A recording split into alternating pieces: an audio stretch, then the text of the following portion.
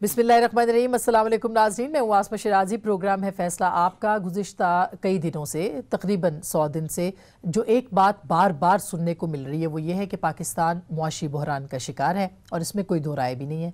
और कहा यह जा रहा है कि इस मुआशी बहरान का ज़िम्मेदार जो है वो पाकिस्तान मुस्लिम लीग नवाज़ की गुज़िश्ता हुकूमत है।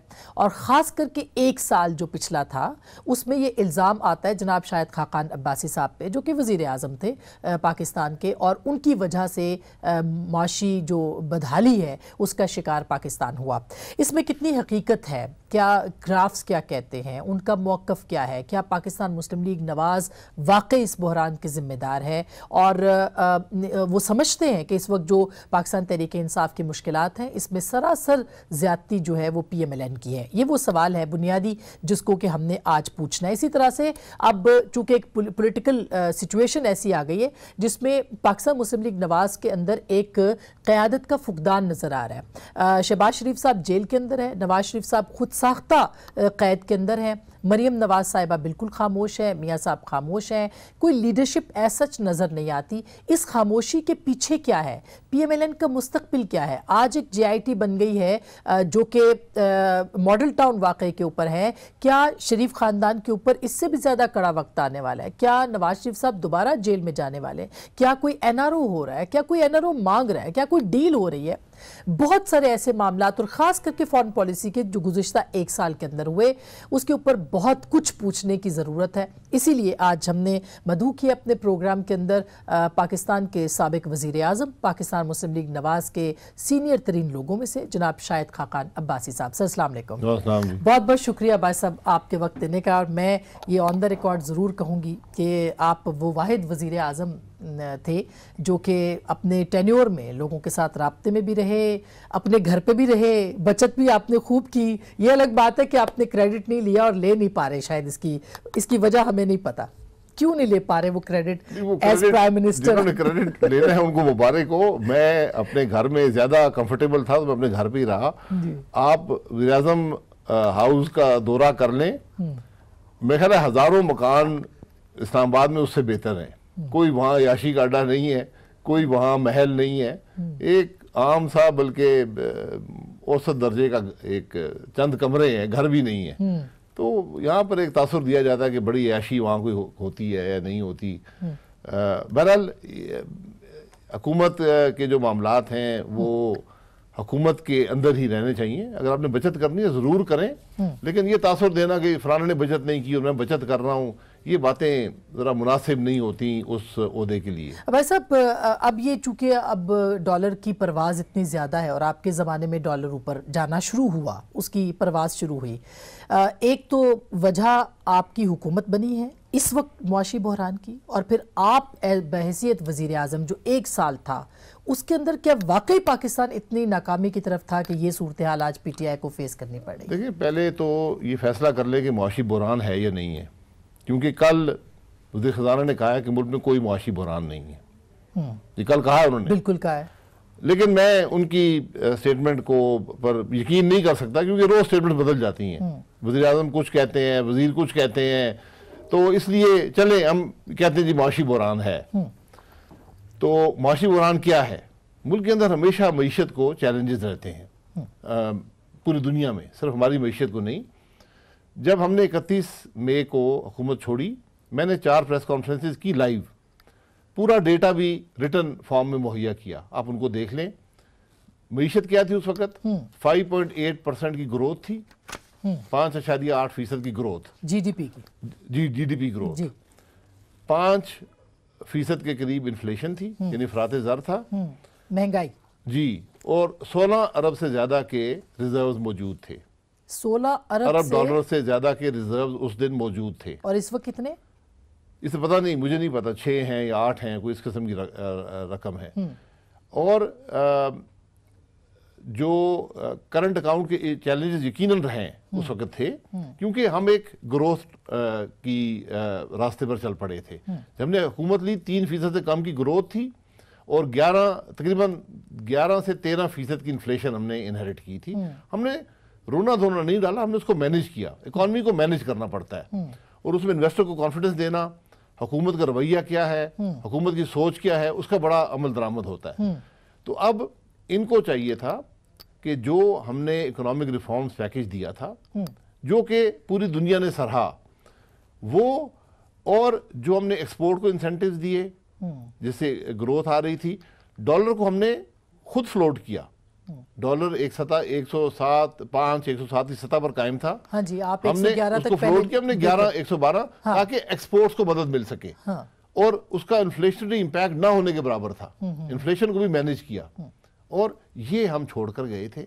अब आपने अच्छा, मुझे एक सवाल सर, आपने कहा कि आप जब छोड़ के गए 31 मई को 16 अरब डॉलर के रिजर्व्स मौजूद थे, यानी पाकिस्तान के पास इतनी रकम थी। जी बिल्कुल, ये हुकूमत का रिकॉर्ड है, मैं जो स्टेट बात बैंक कर का रहा हूं, है जी, मेरे सामने भी मौजूद है। लेकिन ये फिर आखिर ऐसा क्या हुआ कि जुलाई में जैसे ही हुकूमत आई और उसके बाद अब 8 अरब, यानी 8 अरब डॉलर जो हैं वो किधर गए अचानक? हुकूमत, देखे ना, मैं यही कह रहा हूँ कि हुकूमत को कॉन्फिडेंस देना पड़ता है।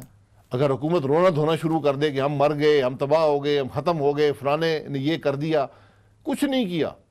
हम जो हालात छोड़कर गए थे वो बड़े मौजूद हालात थे, आपने उसको आगे बढ़ाना था, आपने कॉन्फिडेंस देना था।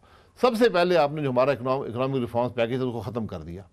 आप एक बजट लेकर आए, इसकी कोई ज़रूरत नहीं थी, हमने बजट पेश कर दिया, उस पर कोई तनकीद नहीं हुई। शायद पाकिस्तान की तारीख का पहला बजट है जिस पर अखबारों ने पॉजिटिव इदारिये लिखे मई में, हालांकि हमें ज़रूरत नहीं थी, हम छोड़ के जा सकते थे, लेकिन हमने ये कहा कि 4-5 महीने मुल्क बजट के बगैर नहीं चलना चाहिए। हमने बजट दे दिया, हालांकि कोई आउटगोइंग हुकूमत बजट नहीं देती क्योंकि उसका सियासत पर मनफी असरात होते हैं। हमने वो भी कर दिया। यहाँ आकर बजट दिया गया जिसके अंदर कोई अवाम को रिलीफ नहीं थी, और सबसे बड़ी जो खराबी हुई, जो हमने इकोनॉमिक रिफॉर्म्स पैकेज दिया था उसको रिवर्स कर दिया गया। यानी जो एक हमने तरीका दिया था मईशत को मजबूत करने का, उसको इस्तेहकाम देने का, आपने उसको रिवर्स कर दिया। इन्वेस्टर का कॉन्फिडेंस उठ गया, और ये आज जो डॉलर की कीमत इतनी बढ़ गई है, आप ये देख लें कि तकरीबन 25 रुपए से ज़्यादा कीमत इन चंद महीनों में बढ़ी। मगर भाई साहब, क्या करते असद उमर साहब या वजीर आज़म के ये सब कुछ ना होता? आपके ख्याल में गलती उनसे कहाँ हुई है कि ये सब कुछ हुआ? डॉलर अचानक ऊपर चला गया, IMF के साथ उन्होंने कहा बात नहीं करनी, फिर IMF के साथ बात भी हो रही है, फिर उनकी शराइत के ऊपर अभी डॉलर भी चला गया है, बाकी चीज़ें भी हो गई हैं, तो कहाँ गलती कहाँ हुई है आपके ख्याल में? मैं हमेशा कहता हूँ, और लोग नाराज़ भी होते हैं, अगर वज़ीर आज़म और वज़ीर ख़ज़ाना मुंह बंद रखते, मैं आपको हकीकत से कह रहा हूँ, ये कोई मजाक नहीं कर रहा या तंज नहीं कर रहा, ये हकीकत है। अगर ये बातें ना करते जो उन्होंने बातें की हैं, तो आज मुल्क में माशी इस्तेहकाम होता।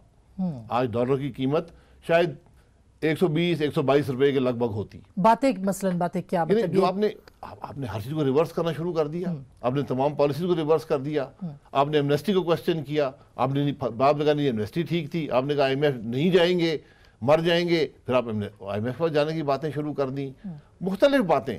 यानी जो इन्वेस्टर होता है, जो मार्केट्स होती हैं, वो देखती हैं कि हुकूमत का रवैया क्या है, हुकूमत की सोच क्या है, हुकूमत किस तरह काम कर रही है। जब ये चीजें नजर नहीं आती तो फिर ये होता है जो आज हो रहा है। लेकिन भाई साहब, वो कहते हैं जी पिछले 10 साल के अंदर आपने 6000, यानी पीपल्स पार्टी की गवर्नमेंट, और उसके बाद आप 6000 अरब आपने ले लिए कर्जे, और इस वक्त भी बुलंद तरीन सतह है पाकिस्तान के कर्जों के हवाले से। तो आप अगर कर रहे हैं तो फिर इस गवर्नमेंट का क्या वो छुपाएं या बताएं दुनिया को? तो हमारी हालत पता है, वो जो मर्जी बोलते रहे। तो कर्जे तो लिए गए, कर्जे हर हुकूमत लेती है, कौन सी हुकूमत कर्जे नहीं लेती?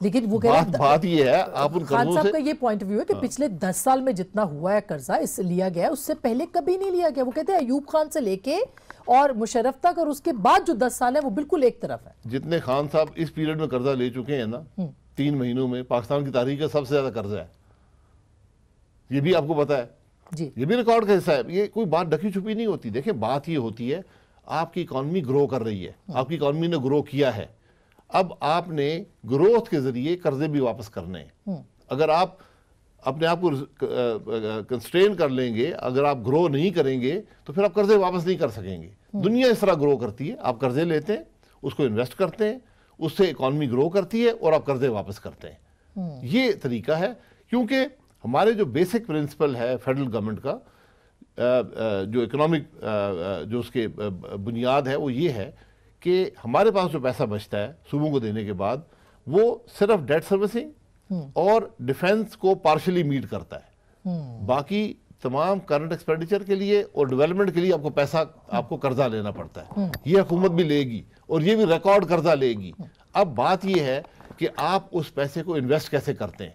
अगर आप ग्रोथ दे दें, आप 5.8 की ग्रोथ दे दें, कर्जे वापस करने में कोई मुश्किल नहीं है। लेकिन अगर ग्रोथ नीचे आ गई, 3% पे आ गई, फिर बड़ा चैलेंज। अब आपको क्या लग रहा है, आपको लग रहा है कि एक मुआशी बहरान मौजूद है, जो वजीर खजाना कहते हैं नहीं है, प्राइम मिनिस्टर कहते हैं, आपको लगता है कि मुआशी बहरान संगीन है? जी, आ रहा है, मुआशी बहरान आ रहा है और वो आपको 3 सूरतों में नजर आएगा। यानी बहरान की सुनामी आ रही है आपके ख्याल में? जी, वो सही वाली सुनामी आई है तो अब बहरान की सुनामी भी आएगी।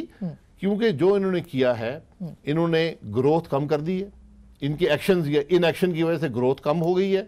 प्रेडिक्शन ये है कि 1.5% ग्रोथ गिर जाएगी पिछले साल के मुकाबले में। 4.3, 4.2 इसकी बात चल रही है। डॉलर बढ़ गया, इन्फ्लेशन मुल्क में आ गई है, इन्फ्लेशन 8% के करीब पहुंच गई, महंगाई यानी बहुत ज्यादा, और डबल डिजिट पे जाएगी।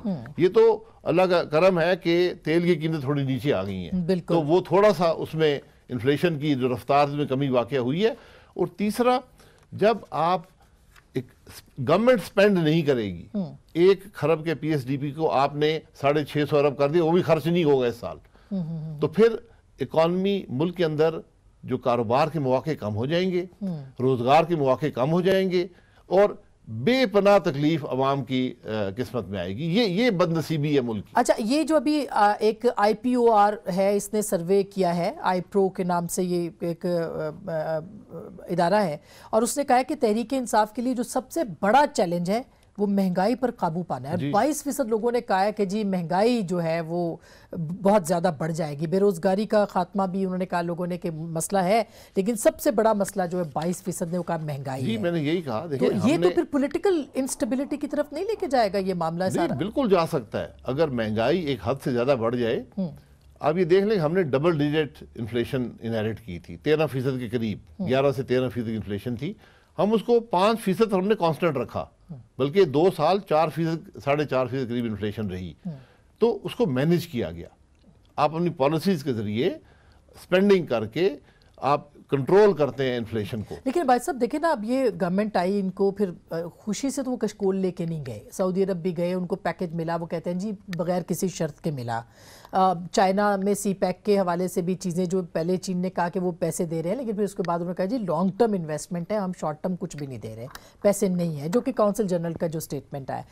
आपको क्या लगता है, इस हुकूमत ने खुशी से तो भीख नहीं मांगी ना, उनको मामलात तो ख़राब थे जिसकी वजह से हुआ, वो मामलात आप ही तो छोड़ के गए थे, और कौन छोड़ के गया? मैं यही कह रहा हूँ कि आपको कर्जा लेना ही लेना है। अगर कोई वज़ीर-ए-आज़म या वजीर ये कहे जी मैं कर्जे के बगैर गुजारा कर लूँगा, वो पॉसिबल नहीं है। हर हुकूमत कर्जा लेती है, अमेरिका की हुकूमत लेती है, चीन की हुकूमत लेती है, आपने भी कर्जा लेना है। इस बात को समझ लें, इस बात को वज़ीर साहब को समझ नहीं आई तो इस बात को समझ लें। हमने अपने दौर के अंदर डबल किया रेवेन्यू FBR का, उसके बावजूद मैंने बताया सिर्फ 2 मदें आपकी पूरी होती हैं अपनी आमदन से, वो डेट सर्विसिंग और डिफेंस का पार्शियल एक्सपेंडिचर है। बाकी हर चीज के लिए आपको बोरो करना पड़ता है। ये कोई मैं जाती नॉलेज नहीं है, ये बजट के डॉक्यूमेंट का हिस्सा होता है। तो अब इनको ये बात समझनी चाहिए कि रोने धोने को छोड़ दें, हालात को देखें, इकॉनमी को मैनेज करें। कर्जे लेने पड़ेंगे, इसको कशकोल कहें, इसको कर्जे कहें, इसको इकॉनमी की मैनेजमेंट कहें, इसको डेट कहें, जो मर्जी कहें, कर्जा आपने लेना ही लेना है। तो इसका मतलब है कि जो जरदाई साहब बात कर रहे हैं कि ये हुकूमत उनको चलती दिखाई नहीं देती, वो सिर्फ इस बुनियाद के ऊपर कर रहे हैं कि जब इतनी महंगाई हो जाएगी, जब हालात ऐसे हो जाए, फ्रांस जैसे मुल्क के अंदर आप देखें लोग जो है वो रिएक्ट कर रहे हैं, वो बाहर आ गए, उन्होंने प्रोटेस्ट किए हैं, तो क्या ये वो वजह है? आप एग्री करते हैं जरदाई साहब के साथ ये कि हुकूमत नहीं चल सकती इस तरह? बिल्कुल, अगर हुकूमत ने यही रवैया रखा जो आज रखा हुआ है कि काम करने के बजाय, आज कोई वजीर हुकूमत का काम करता नजर नहीं आता, कोई डायरेक्शन नजर नहीं आती हुकूमत की। ये पहली हुकूमत है, हर हुकूमत की कोई ना कोई डायरेक्शन आपको नजर आती थी, उसको लोग समझते थे, हुकूमत आर्टिकल उसको बताती थी हमारी क्या डायरेक्शन है, अपने अमल से बताती थी, अपने अल्फाज से बताती थी। यहाँ पर हर शख्स दूसरे को कॉन्ट्रडिक्ट करता है, वजीर कुछ कह रहे हैं, वज़ीर-ए-आज़म कुछ कह रहे हैं, एक दिन कुछ कहते हैं, दूसरे दिन कुछ कहते हैं, और जितना झूठ इस हुकूमत में बोला जाता है पाकिस्तान की तारीख में किसी हुकूमत ने इस तरह का ओपन झूठ नहीं बोला। हाँ, लेकिन जैसे अभी मैं सर्वे की बात करी थी, इसमें लोगों ने ये तो कहा कि ये हुकूमत जो है वो इंसदादे करप्शन मुहिम जो है वो कामयाब कर रही है और वो 17% लोग इसके हामी निकले हैं कि ये हो रहा है। 17%? 17 लोगों ने काबिले जिक्र जो सिर्फ 17% लोग करप्शन को रोकने की हामी है जी, वो कह रहे कि काबिले जिक्र इकदाम जो है उन्होंने कहा है कि 17% ने कहा है कि ये काबिले जिक्र इकदाम है। इसलिए कि हर रोज वज़ीर आज़म और वजीर जो करप्शन की बात ही करते हैं। मैं आपने करप्शन पकड़नी है, मैं प्राइम मिनिस्टर को कहता हूं अपनी कैबिनेट से शुरू करें। उनकी कैबिनेट में वो कहते हैं कि मैं उनको कहता हूं शुरू करें, एजेंसी को बोलने पता करें वजीरों के बारे में। अगर आधे वजीर अंदर ना हुए मुझसे पूछ लें। सर, ये काम तो अपोजिशन के करने का होता है ना कि आप उठ के बात करें कि ये फलाने के खिलाफ ये है, जैसे वो करते थे। ये किसके खिलाफ? आज तक एक इल्जाम नवाज शरीफ पर लग सका है? एक इल्जाम हमारी काबीना पर लग सका है? हमारे किसी वजीर पर लग सका है? वज़ीर आज़म पर लग सका है? सिर्फ बातें हैं, करप्शन होगी, करप्शन हो गई। 26 मायदे का जिक्र किया वज़ीर आज़म ने। क्या मायदे कैबिनेट की इजाजत से हुए? उनको पब्लिक करें मायदों को, क्या मायदे हुए? अगर वो कहते हैं 11 बिलियन, एलएनजी भी, जैसे आप पे ये इल्जाम लगाते रहे कि एलएनजी जो है वो महंगा देते हैं। मुझे इल्जाम लगाए ना, सिर्फ बात करने से बात नहीं होती, इल्जाम लगाए, मुझे कहें, लोगों को बताएं कि इन्होंने ये किया है, मैं तो हाजिर हूं। आप सिर्फ बात करने से नहीं होता, आप इल्जाम लगा दें। आप कहते हैं शहबाज शरीफ ने ये किया, नवाज शरीफ ने ये किया, शाहिद अब्बासी ने ये किया, फलाने वजीर ने ये किया। आप कह दें, इल्जाम लगाएं। ये तो सिर्फ एक बातें हैं। हर मुल्क में जाते हैं, कहते हैं हमारे मुल्क में बड़ी करप्शन है। सर, अभी चूंकि आप तो खुद पहले वजीर पेट्रोलियम भी रहे, अभी गुलाम सरवर खान साहब ने कुछ दिन पहले एक प्रेस कॉन्फ्रेंस की, क्योंकि हर वजीर प्रेस कॉन्फ्रेंसेस कर रहा है, दिन में 2-2 प्रेस कॉन्फ्रेंस भी होती है। वो ये कहते हैं जी आपने महंगी ली एलएनजी और उसका बहुत ज़्यादा नुकसान हुआ है। मसलन उन्होंने ये कहा कि बदनीयती की गई थी जो तीसरी इम्पोर्ट डील थी उसके अंदर, और ये अदादे शुमार ये उन्होंने कहा कि बताते हैं कि 44% जो था वो रिटर्न कहीं नहीं था, कहीं नहीं है, लेकिन इस गवर्नमेंट ने जो है वो किया है। वो मैं माजरत से कहूँगा, खान सरवर साहब इसी ज़िले से ताल्लुक़ रखते हैं, मैं उनको जानता हूँ, मुझे जानते हैं। मैं सिर्फ ये कहूँगा कि अगर इल्ज़ाम है तो मुझ पर इल्ज़ाम लगा दे, और अगर इससे सस्ती ले सकते हैं तो ले लें। अगर एलएनजी की वजह से $2 बिलियन कैश आपको साल का नहीं बच रहा, मैं जिम्मेदार हूं। $2 बिलियन कम से कम आपका हर साल कैश बच रहा है। फिर अगर पाकिस्तान की एलएनजी दुनिया की सस्ती तरीन नहीं है तो मैं जिम्मेदार हूं। अगर एनर्जी का सोल्यूशन एलएनजी के बगैर निकाल सकते हो, निकाल के आज भी एलपीजी सिलेंडर तो सस्ता है, इस हुकूमत का ये क्रेडिट है कि वो सस्ता है। वो कहते हैं जी हमारा क्रेडिट है कि हमने सस्ता किया। आप जरा बाजार में पता कर लें, पिछले नवंबर की कीमत देख लें, इस नवंबर की कीमत देख लें, क्या थी आप बता दें। इस वक्त वो कहते हैं जी 1200 पे है इस जी, तो पिछले साल इससे भी कम था। अच्छा जी, हमेशा जितनी एलपीजी कीमत यहाँ पर बढ़ी है कभी नहीं बढ़ी। ये सिर्फ बातें करने से बात नहीं होती। जिन टर्मिनल्स की 2 टर्मिनल हमने लगाए, दुनिया के सस्ते तरीन टर्मिनल हैं। एक का रेट 48 सेंट। आप चैलेंज कर रहे हैं? मैं चैलेंज नहीं, मैं रिकॉर्ड की बात कर रहा हूँ। अच्छा, आप नेट पे जाके देख लें। एक का 48 सेंट है, एक का 42 सेंट है, जिसमें से 5 सेंट फी MMBTU पोर्ट कासिम ले लेता है। ये दुनिया के सस्ते तरीन फ्लोटिंग टर्मिनल हैं, इंडिया में लगे हुए $1 से ऊपर के। अब ये बात किसी को नहीं बताएंगे, रिटर्न्स की बात करते हैं। ये बिड के जरिए किए गए थे और इनका रिटर्न्स से कोई ताल्लुक नहीं था, क्योंकि रिटर्न होते हैं कि आप कितनी इक्विटी डालते हैं। अगर आप इक्विटी ना डालें, बहुत कम इक्विटी डालते, तो इक्विटी में रिटर्न ज्यादा नजर आएगा। हमने कहा था कि हमें क्या कीमत पड़ेगी, ताकि वो कीमत होती है जो कंज्यूमर अदा करता है। अच्छा नाज़रीन, हम बात कर रहे हैं साबिक वज़ीर आज़म जनाब शाहिद खाकान अब्बासी साहब से, जो जवाबदेह है इस वक्त कौम से भी बात कर रहे हैं, और ज़ाहिर है कि हम भी उनसे ये पूछ रहे हैं कि अगर इस वक्त बुहरान है तो वो ज़िम्मेदार हैं कि नहीं है। हम एक ब्रेक ले रहे हैं, ब्रेक के बाद बहुत सारे सवाल आते हैं, क्योंकि सिविल मिलिट्री ताल्लुकात कहा जाता है कि शाहिद खाकान अब्बासी साहब के ज़माने में आइडियल थे, और ये ऑन रिकॉर्ड भी ये बात हो चुकी है। इस वक्त भी आइडियल है, लेकिन PMLN के नहीं रहे, उस बारे में भी हम ज़रूर पूछेंगे, और उसके साथ साथ पाकिस्तान मुस्लिम लीग नवाज की क़यादत खामोश क्यों है। ब्रेक के बाद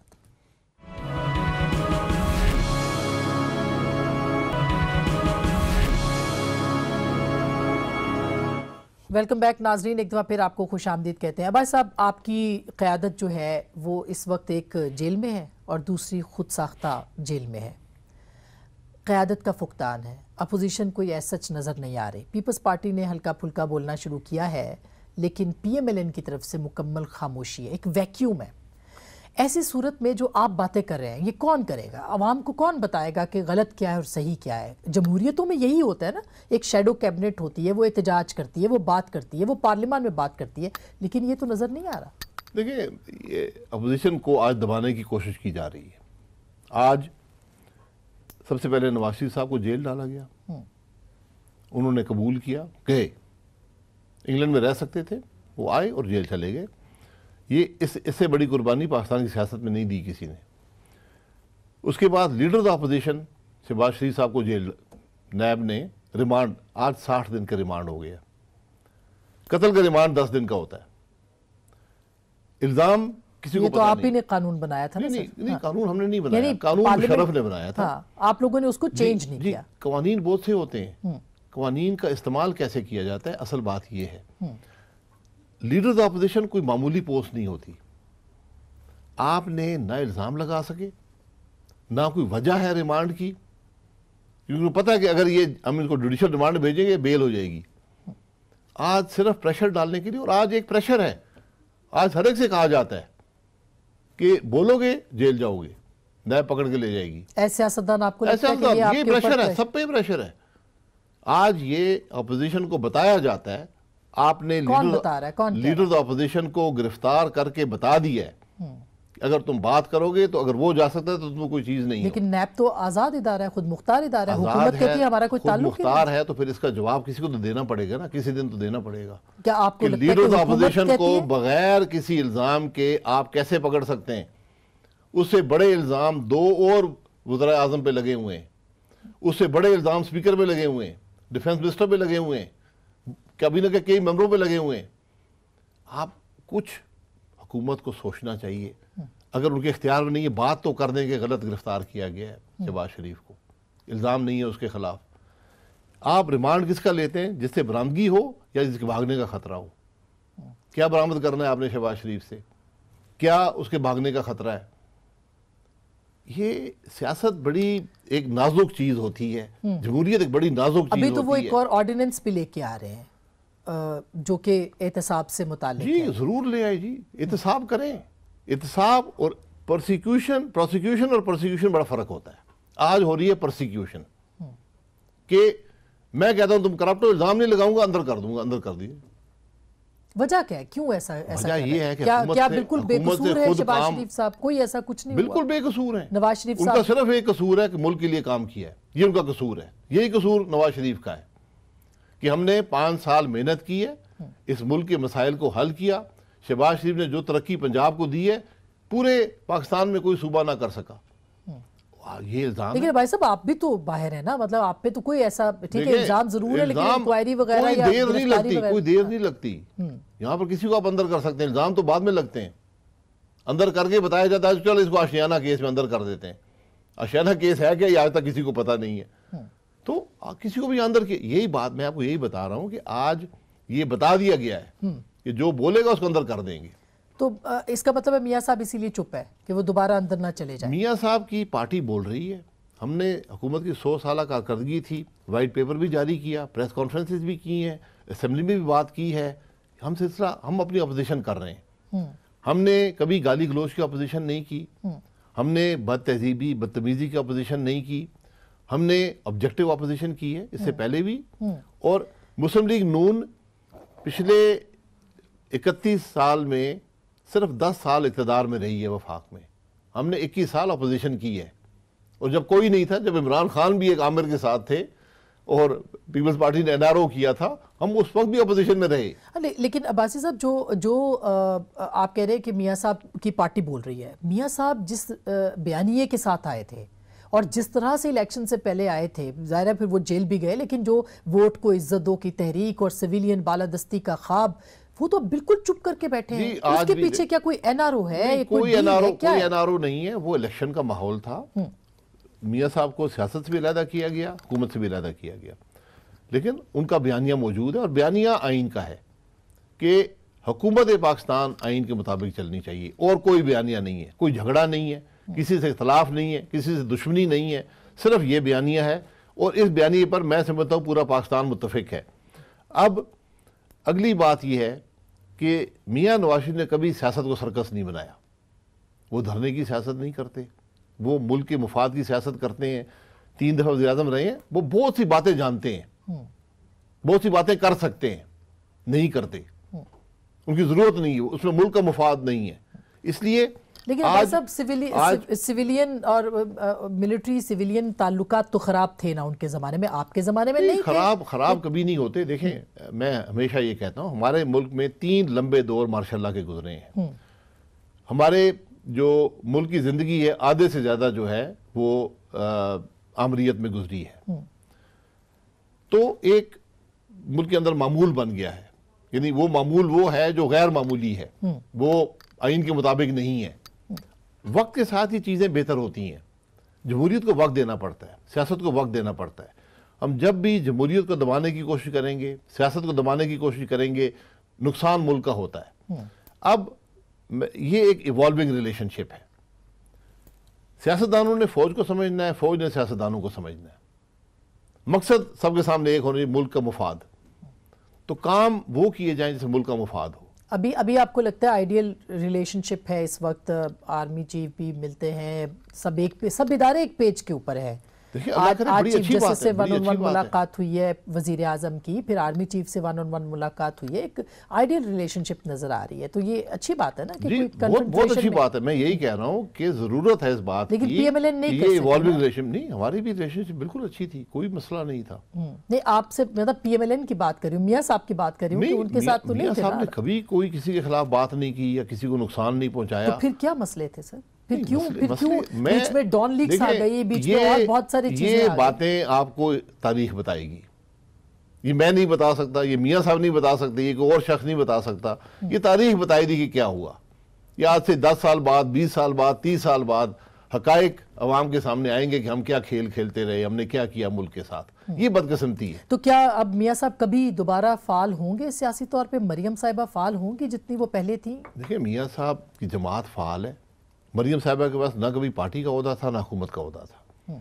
उनका अगर सियासी एम्बिशंस हैं उनकी, अल्हम्दुलिल्लाह उनकी अभी काफ़ी ज़िंदगी बाकी, हम तो आखिरी में नहीं उसमें है, तो वो सियासत अपनी करेंगी।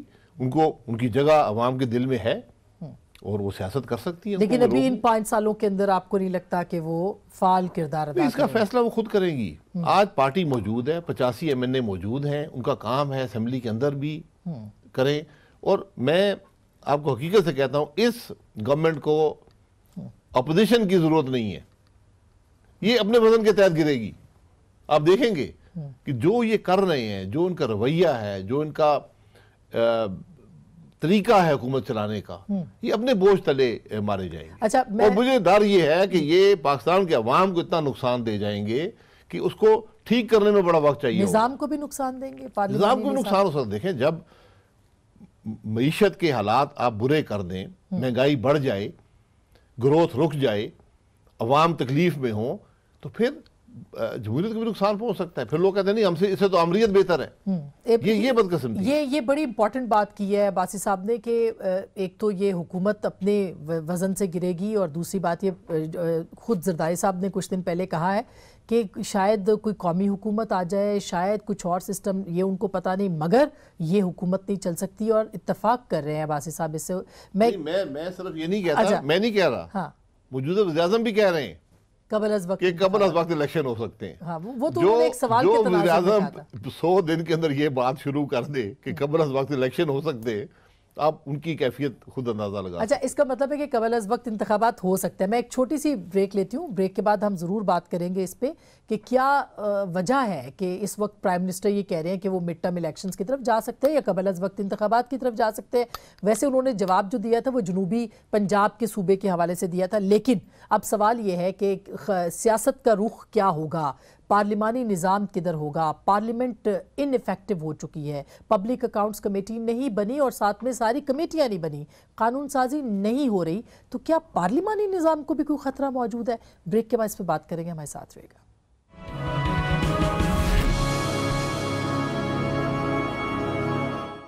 वेलकम बैक नाजरीन, एक बार फिर खुश आमदीद कहते हैं। साबिक वज़ीर आज़म जनाब शाहिद खाकान अब्बासी साहब हमारे साथ मौजूद है। भाई साहब, अपोजिशन अगर कोई इस वक्त करना शुरू हुआ है, वैसे तो वो भी नहीं कर पा रहे, लेकिन वो पीपल्स पार्टी ने की है।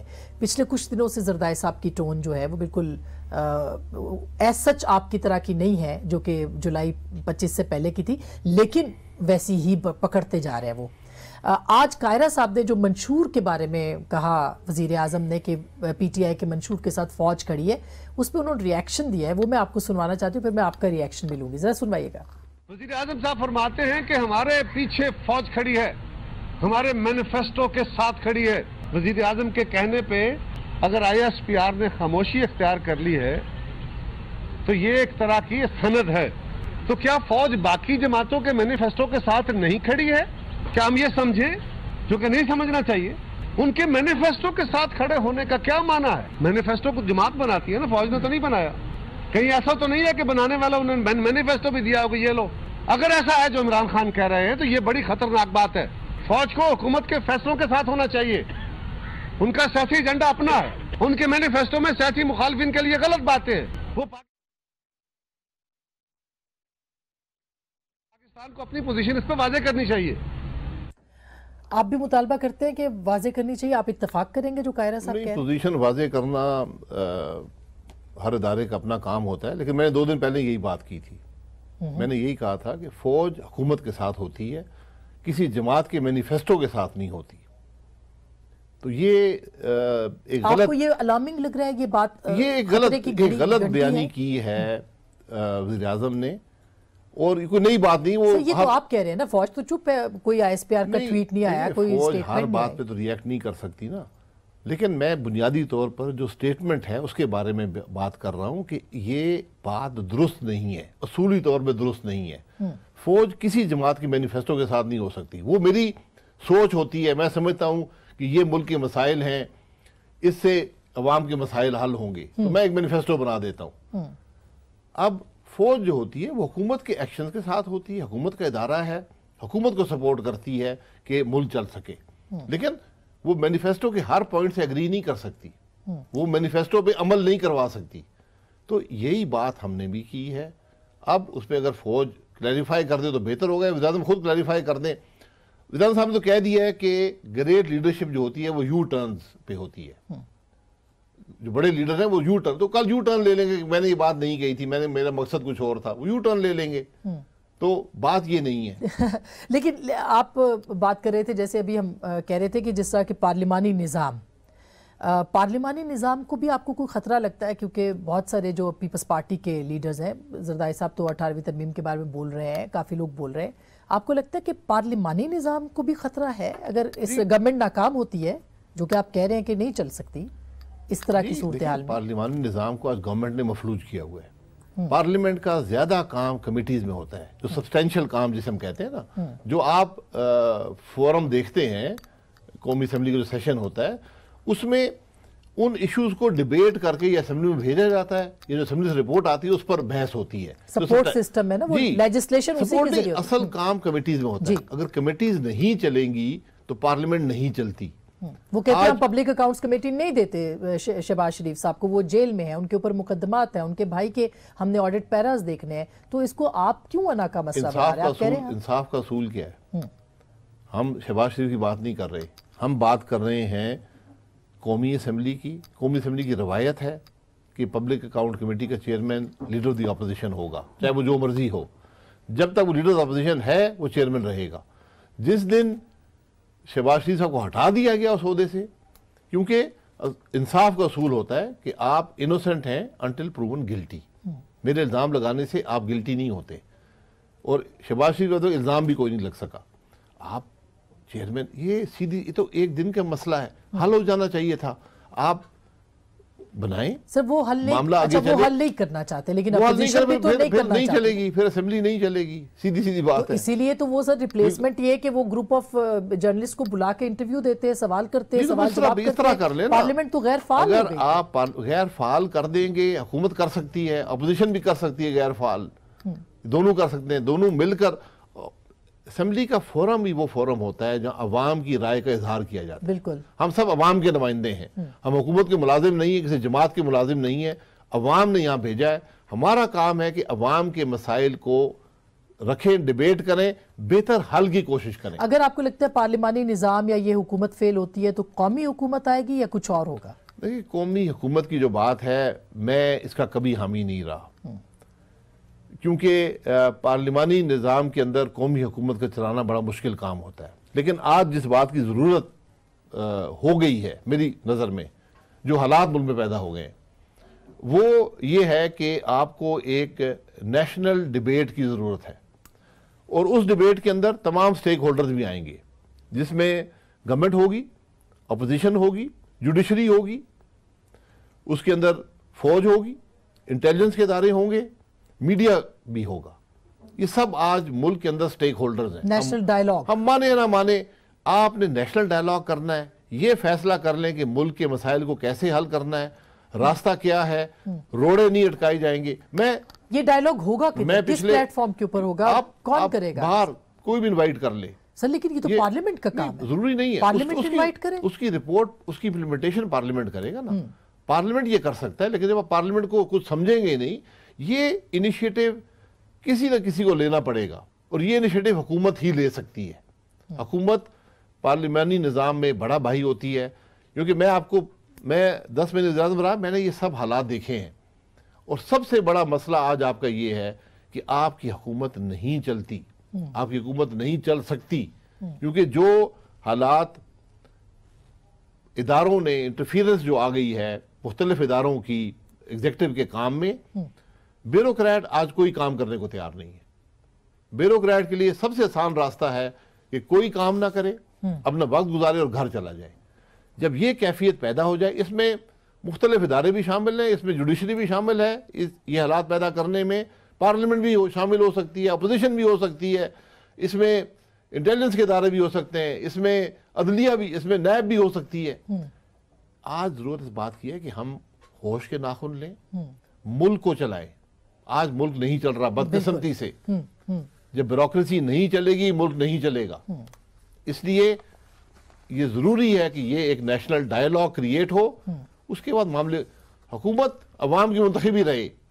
लेकिन ये डायलॉग साथ में डायलॉग जरूरी है। जरदाई साहब जो ट्रूथ एंड रिकंसिलिएशन कमिशन की बात करते हैं, वो भी वो आपके ख्याल में? ट्रूथ एंड रिकंसिलिएशन तो पास्ट का करता है ना, मैं फ्यूचर की स्ट्रेटजी के बारे में। पास्ट से तो हर चीज लेनी है हमने, हमारे यहाँ जो इंटरफेरेंस हुई है वो तो पास्ट में। वो प्रोसेस भी आप शुरू कर दें, वो प्रोसेस, लेकिन अभी आपने फ्यूचर को मुल्क चलाने के रास्ते का तयन करना है। वो सिर्फ इस एक नेशनल डायलॉग से होगा। मैं फिर ये कह दूं, ये मेरी जाती राय है, आपने बात की है, पार्टी की नहीं है, लेकिन आज जरूरत है। जैसे प्रोविंसेस की बात है, सही, प्रोविंसेस पे मुख्तलिफ राय मौजूद है। बिल्कुल, ये सिर्फ जनूबी पंजाब तक महदूद नहीं है, बावलपुर भी है, पोटवार भी है, हजारा भी है, जनूबी केपी भी अंदर है, बलोचिस्तान में प्रोविंसेस की बात है, सिंध के अंदर प्रोविंसेस की बात है। तो ये आपको नेशनल डायलॉग से करना होगा। इसके अलावा आप चंद एंकर से बात करके मुल्क के मसाइल हल नहीं कर सकते। बहुत शुक्रिया sir, thank you so much. जनाब शाहिद खान अब्बासी साहब ने हमें बहुत वक्त दिया, और ये जाते जाते जो उन्होंने बात की है ये बहुत इंपॉर्टेंट है। उन्होंने कहा मेरी ज़ाती राय एक साबिक वज़ीर आज़म के तौर पे वो जो मसाइल वो उन्होंने देखे हैं, एक्सपीरियंस किए हैं, वो ये कह रहे हैं कि इस वक्त नेशनल डायलॉग की ज़रूरत है। पाकिस्तान की मईशत हो, सियासत हो, समाज हो, नेशनल एक्शन प्लान हो, दहशत गर्दी का खात्मा, एक्सट्रीमिज़म का खात्मा, उस सब के लिए, और सबसे बढ़ के इस वक्त पाकिस्तान के इदारों को मजबूत करने के लिए अगर नेशनल डायलॉग ज़रूरी है तो होना चाहिए। गुफ्तगू आपने सुनी, फैसला आपका।